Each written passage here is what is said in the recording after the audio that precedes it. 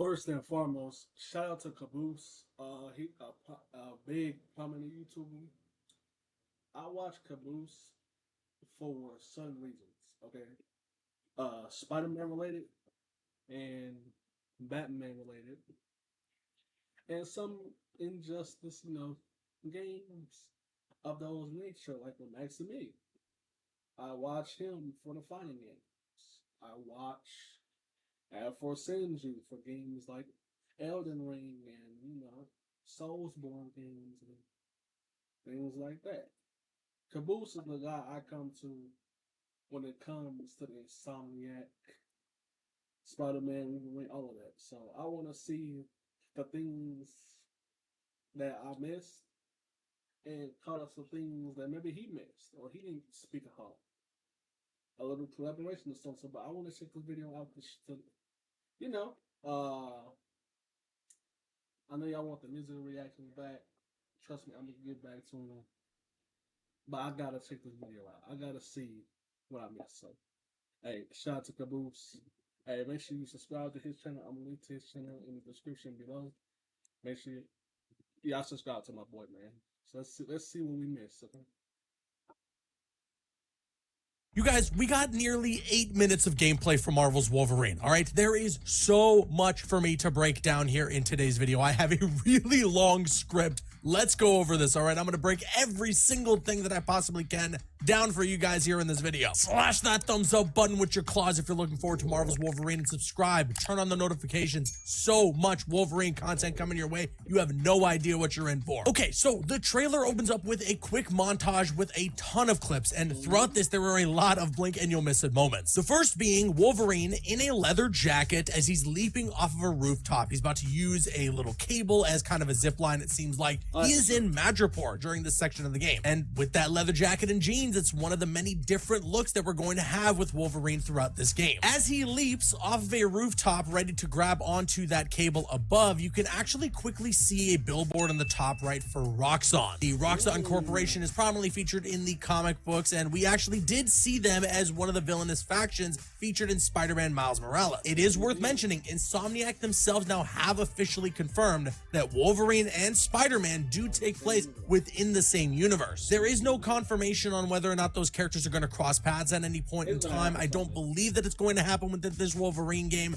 but they exist in the same universe. So the Roxxon on the billboards in this game are the same Roxxon that we saw in Spider-Man Miles Morales. In general, for this little glimpse here of Wolverine jumping off the rooftop, it's really nice to see him in a bit more of a wide open area. While this game is not going to be open world, IGN has confirmed in an interview with Insomniac that there will be some more open sections of the game in which you will have some player agency to explore them and have different paths to take throughout the mission. Jeff Grubb had previously reported a long time ago that Wolverine will have semi-open hub worlds similar to the God of War games. And based on what Insomniac has now said themselves to IGN, it looks as though that info may be true. Then we get a blink and you'll miss it moment of a Sentinel swiping at Wolverine. Now this isn't a fully built Sentinel. It looks like it's almost a prototype of sorts. It only has one arm and no legs. And while it may seem as though it's Wolverine himself ducking out of the way, if you pause and you look closely enough, it's actually Mystique who is tackling Logan to get him out of the way of this Sentinel's attack. So Mystique may be more friend than foe in the story of this game. We know that there's going to be this Team X according to the PlayStation blog, so maybe Mystique was part of that Team X before the events of the story of this game took place. Then we see a really beaten up Wolverine. The entire top half of his suit is torn off. The bottom half of his suit is ripped to shreds, and he is being choked by a tentacle. Now, this could be a tentacle from that same Sentinel that we saw earlier, but I'm going to guess that this is a tentacle from none other than Omega Red. There's like all these ruins around him as well, so this battle against Omega Red might be an absolutely insane one. Then after that little montage, the gameplay demo officially begins. We're somewhere in Canada, we're tracking down a redhead, who we then later learn is indeed Jean Grey. This part of the gameplay showcases some... I was wondering, was anybody gonna touch on that? Because he picked up the hair and then he sniffed it. And then he said red. And he said she went this way. I was wondering so yeah, okay. We're on the same page. Okay. I'm glad he spoke upon that part. Some stealth mechanics in Marvel's Wolverine. Stealth is one way to approach combat. However, according to IGN, Insomniac says that they almost encourage you to go in loud. Combat is really important, and it's very interesting the way that things are structured in this game. Because you see, when you're in combat, you're building a rage meter. The higher you've built that rage meter, the quicker it depletes, which means you want to be hyper aggressive when you're in a combat encounter. And stealth takedowns do a great job at helping build that rage meter out. This all sort of plays into Wolverine's healing factor. There is a way to die in this game, and the way that it works is when you lose all your health, it's essentially as though his healing factor has been overloaded and Wolverine's heart stops. However, if you've built enough rage, you can use that as sort of a second chance. We actually see this happen in the gameplay demo itself, where Wolverine kind of dies or he loses all of his health, but because he's built up enough rage, he can use it to kickstart his heart again and use enough adrenaline to get his healing factor working. On the UI, we can also see in the bottom left a prompt to hit L2 with 4 different attack options, which I imagine are going to be tied to the face buttons on your PS5 controller. Now, I tried to scour through the gameplay to see if there was a moment in which any of these special attacks are used. I couldn't specifically find one, but you can let me know in the comment section below if there is a part of the gameplay where he uses one of these special attacks. But I'd have to imagine it's going to be very similar to the Spider-Man games, where you use one and then it has to build up slowly as you're going throughout combat or just idling in the game. You may also notice a couple of times that Wolverine retracts his claws in the gameplay. This is actually something that you can do yourself. IGN confirmed with Insomniac that you can retract the claws with the push of a trigger. So that's awesome. That's something you can do yourself, and you can just straight up aura farm or maybe fight with your fists sometimes. Then after some quick little parkour, nothing too crazy, we hear a mutant crying out for help, and we actually see that that mutant is none other than Leech. Leech has the ability to dampen any superpowered being, not just mutants, but any villain, hero, whatever it might be in the Marvel world that has superpowers, hence the name Leech. Leech is then tossed into a Trask Industries truck that's full of a bunch of mutants. We're going to get into that later, and we can see that one of the people that's keeping them hostage in that truck is a Reaver that looks like he's straight up Darth Maul. He's got this sick looking red face paint, but this is actually a Reaver by the comics known as Skullbuster. In the comic books, he has white skull face paint, but in the game here, it's red skull face paint. And again, looks like Darth Maul, menacing as hell. Wolverine then kicks some ass before we are officially introduced to Jean Grey, who is a companion and ally that will be working alongside in this game and who will be helping us during combat sections of the game as well. We can see her lifting up and setting up attacks for Wolverine to take down some of the Reavers, all the meanwhile she's using her powers to just take out the Reavers herself. But what's interesting is that it was confirmed by IGN in an interview with Insomniac that she's not going to be the only character that we fight alongside with in this game. IGN also exclusively confirmed that Sabretooth is going to be another character that we fight with, not against, in the story of Marvel's Wolverine. Now, maybe at some point we're going to be fighting against Sabretooth, who knows, but there will be sections where he's fighting side by side with us. Unlike Jean Grey, though, he's not necessarily going to be an ally that's lifting people up or putting people in the position for Wolverine to take them out. When you're fighting with Sabretooth, it's more so going to be like a competition of who can kill the most people. I think that is so sick, and I literally cannot wait to see how that all plays out. Wolverine then steals a bike to chase after the kidnapped mutants, and it's worth mentioning that the PlayStation blog has officially confirmed that at this point in time in the story of this game, mutants are not yet known to the public, and the X-Men, as we know it, don't currently exist as far as we're aware. I know for some people they might not be a big fan of that, but I understand that what Insomniac is trying to do here is create this new origin story for these characters and build upon it. I imagine they're going to want to make more Wolverine games, and maybe if we're lucky, they're going to want to make an X-Men game. So it would be really cool if we get to see all of that play out in real time within the story of this game. As Wolverine is jumping from truck to truck, we see a sign on the road that they're driving on that says Whistler is up ahead. That would mean that they're potentially somewhere in Squamish, Canada, which is a town outside of Vancouver, British Columbia. You can notice throughout the entire gameplay demo that Wolverine takes some visible damage, as well as his suit taking some noticeable damage. Yes, the suit does regenerate alongside himself when he heals. I know some people aren't going to be a big fan of that, but it's just one of those things where as a video game, you have to give it the benefit of the doubt. Because if it weren't for the suit regenerating, basically we would go through every mission at some point being just a naked Wolverine. Maybe some people aren't going to complain about that. I understand, but you get what I'm saying. There's also a little UI indicator that you can notice throughout the entire gameplay demo on an enemy, where it's sort of an indicator to let you know you can pounce on them. We see this in action through the extended gameplay in all of its glory, and it looks so sick. This is essentially this game's version of Spider-Man's zipping towards an enemy. Wolverine is then approached by a larger Reaver who calls him Shorty, which I think that's great. You know, that he is comic accurate short in this game, and the villains try to make fun of him with it.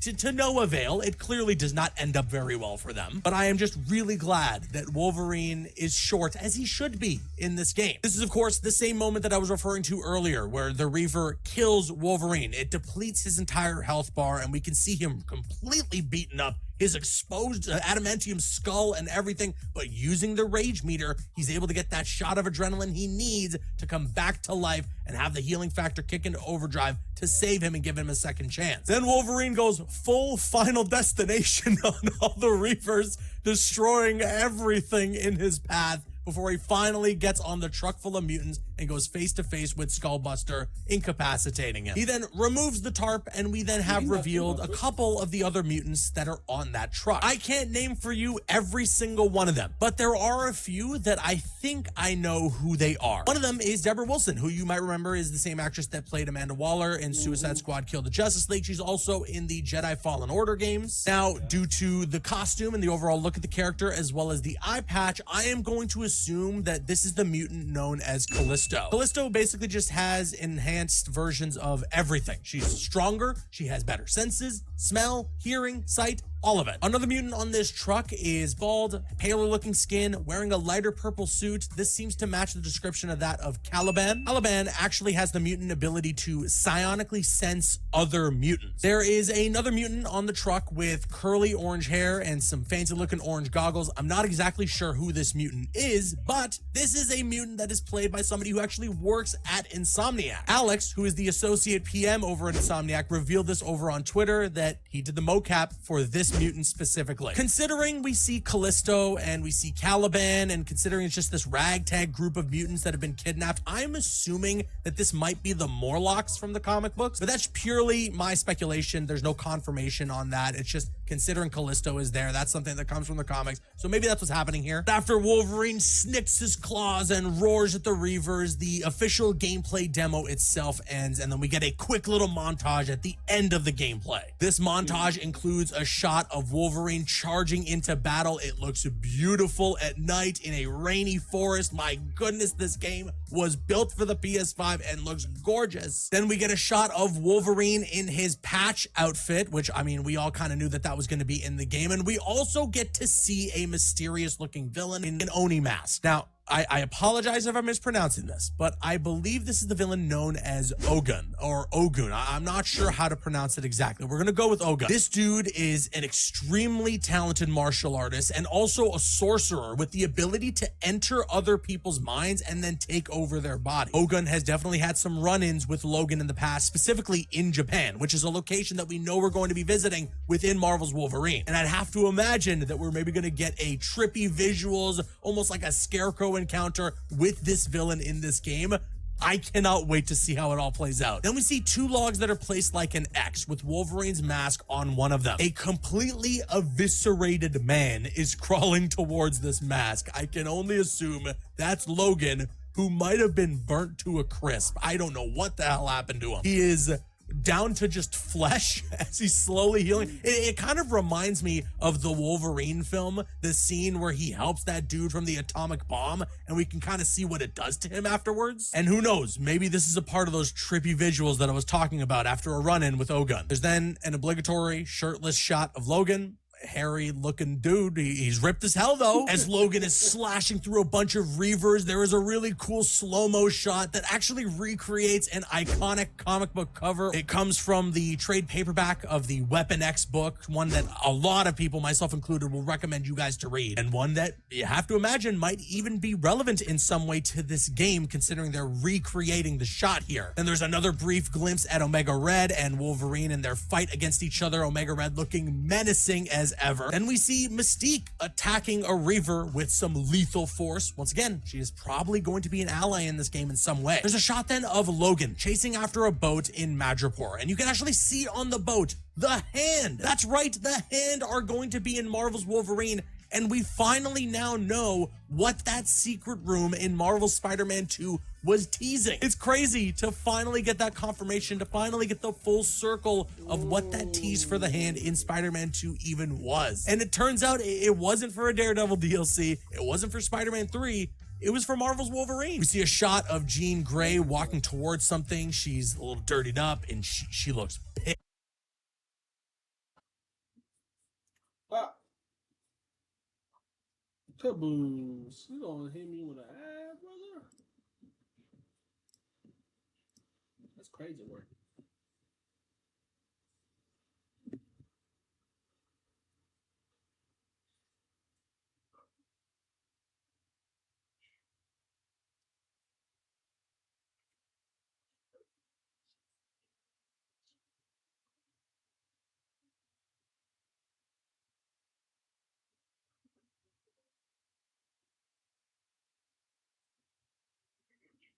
Is not the case, okay? I already mentioned that the Hand are going to be a villainous faction we will face off against in this game, Yeah, and the person that Wolverine is fighting here is indeed a member of the Hand. It was so brief, it was such a blink and you'll miss a little moment in the trailer, so I understand why some people immediately confused it with potentially being Deadpool. That's not the case, though. Also, worth mentioning, we can see throughout this part of the gameplay that Wolverine is wearing the brown suit. It looks so good in gameplay. That is the pre-order bonus suit in the game, but you can unlock it through normal story progression. After a nice little glimpse at Sabretooth in action, we also can see a kill from Wolverine where he basically rips a dude in half. This game is gonna be violent, but IGN did confirm with Insomniac that there will be an option to actually turn off the gore. Now, it's totally optional. You don't have to, and the gore will be there automatically turned on. It's just for people out there who might be a bit squeamish with some of the blood, or if people like myself who are content creators and have to deal with demonetization on YouTube want to avoid that in some way. So far, YouTube has been kind to us though, okay? I'm not complaining. We're all good, and I want to play this game with the gore on, but if it comes to that, that's what we'll have to do, unfortunately. The trailer ends with a shot of Wolverine roaring with his claws out and fire surrounding him. It's aura in its purest form. And that's it. That's the breakdown. That is everything that I could catch here in this extended gameplay trailer. I imagine there's some stuff that I missed though, which is where you guys come in. Sound off with your thoughts in the comment section below. What did you catch when you watched this gameplay? I want to hear everything you have to say in the comments. I've been Caboose. I'll see you guys later. Hey, Caboose, that was a good video, man. That was a very good video, man. Let me know about the reaction in the comments, man. Comments me out.